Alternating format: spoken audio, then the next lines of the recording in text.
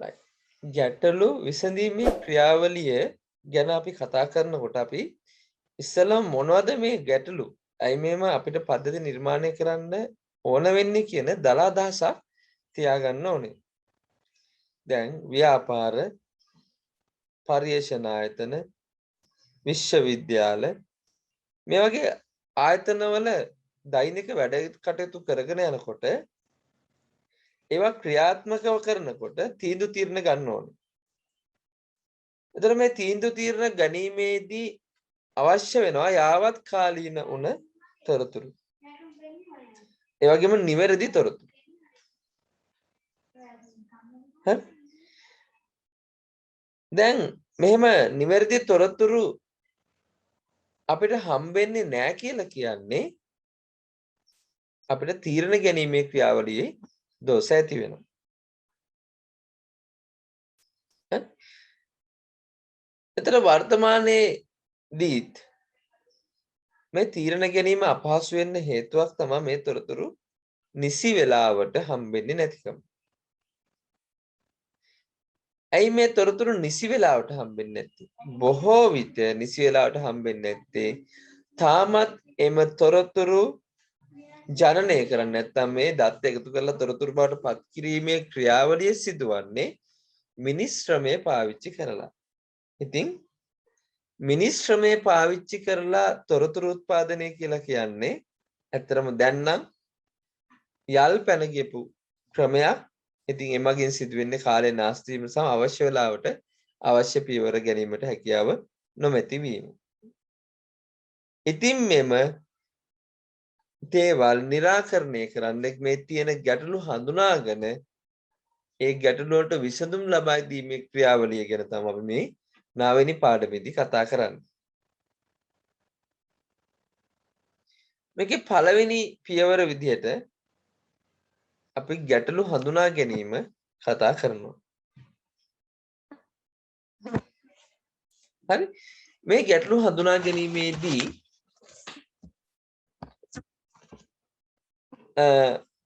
අපි පියවර සමහර පියවර අනුගමනය කරනවා මේ ගැටලු හඳුනා ගන්න. මම හිතන්නේ දැන්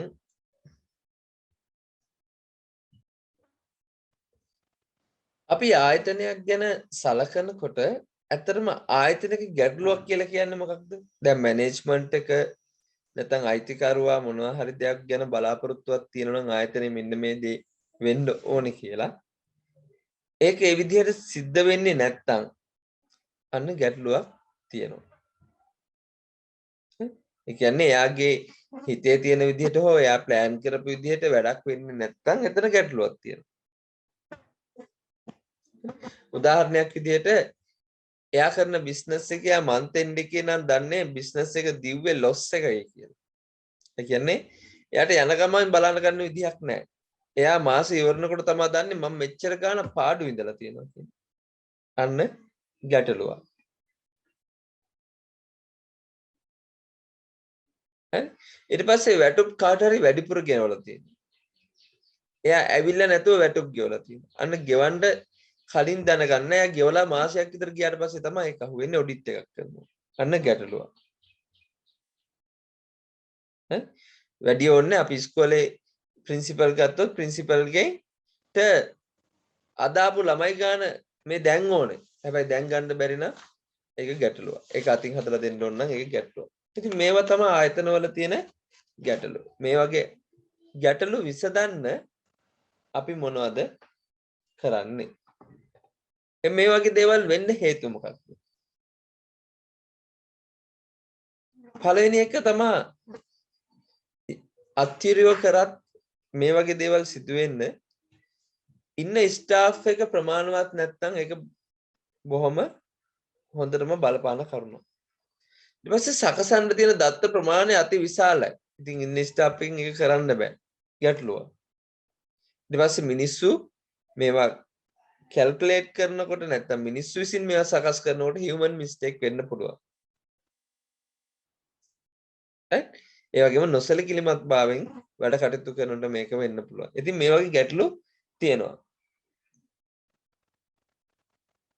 ඉතින් මේ වගේව අපි හරි විදිහට අධ්‍යයනය කරලා ඉවර වෙලා මේ ගැටලුව निराකරණය කරගන්න අපි පටන් ගන්න ඕන. මෙහෙම ගැටලුවන් निराකරණය කරගන්න අපි පටන් ගන්නකොට අපි මොකද කරන්නේ?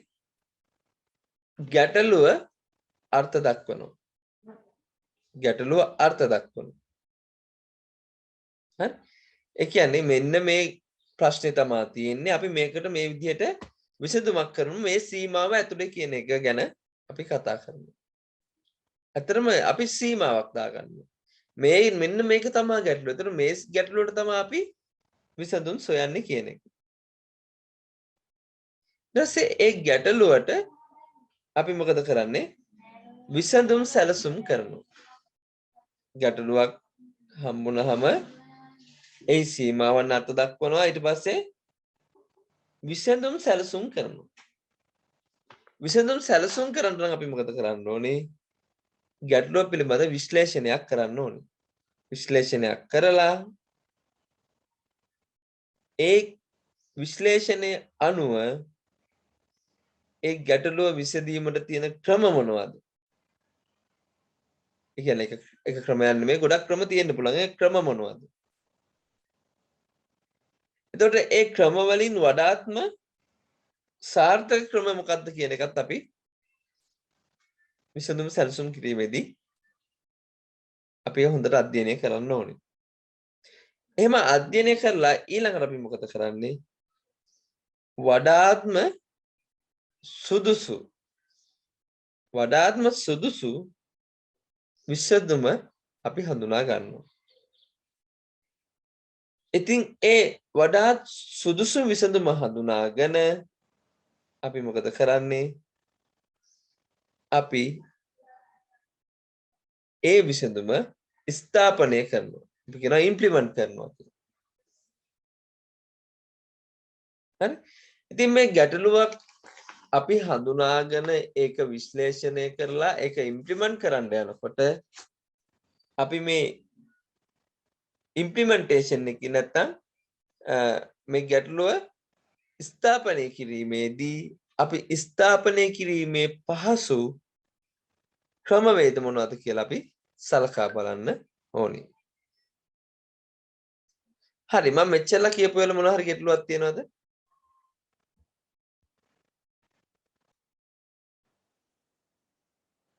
අපි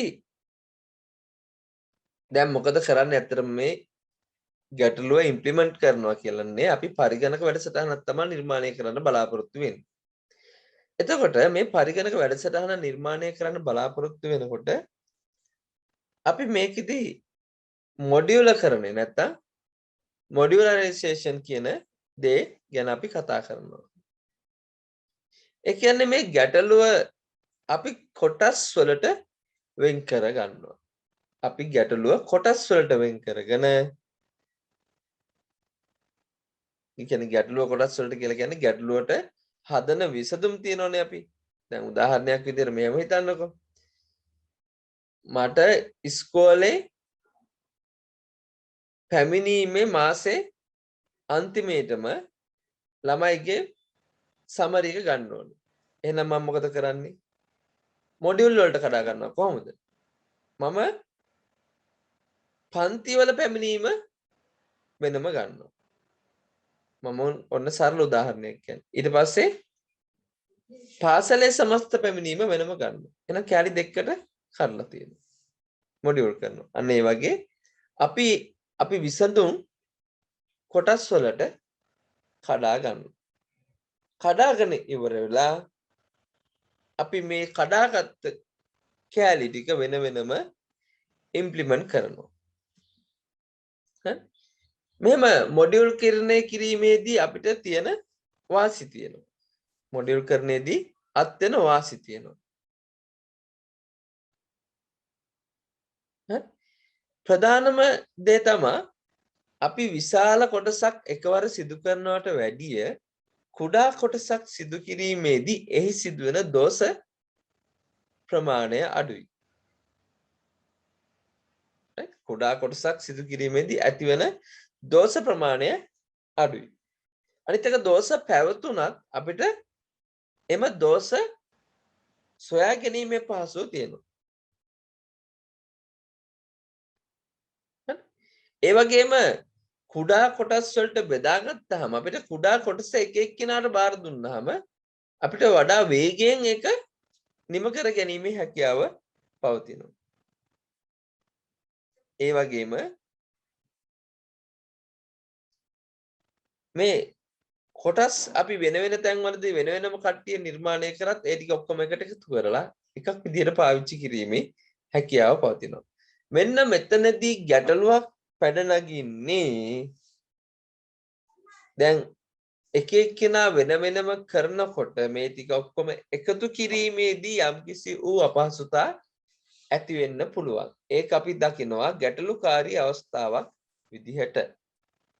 මොඩියුලරකරණයේ තියෙන අවාසියක් විදිහට දකින්නේ වෙන වෙනව සිදු කරන ලද කොටස් එකිනෙකට එකතු කිරීමේදී නැත්නම් අර අපි කියන මූලික ප්‍රශ්නය විසඳන්න අපි ලොකු ප්‍රශ්නයන්ට කැලි වලට ගොඩාගත්තේ. ඒතකොට මූලික ප්‍රශ්නය විසඳීමේදී යම්කිසි ගැටලුකාරී තත්ත්වයක් ඇති වෙන්න පුළුවන්.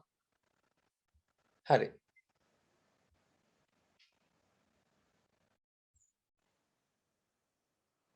ඉතින් මේ ගැටලුවක් විසඳා ගැනීමේදී ඒක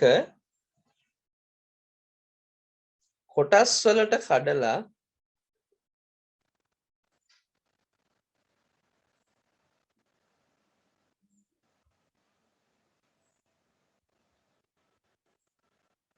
right. එතකොට දැන් මේ ගැටලුවක් විසඳන්න අපි කුඩා කොටස් වලට කඩනවා කියන්නේ කොටස් වලට කඩා ගන්නවා කියලා කිව්වා.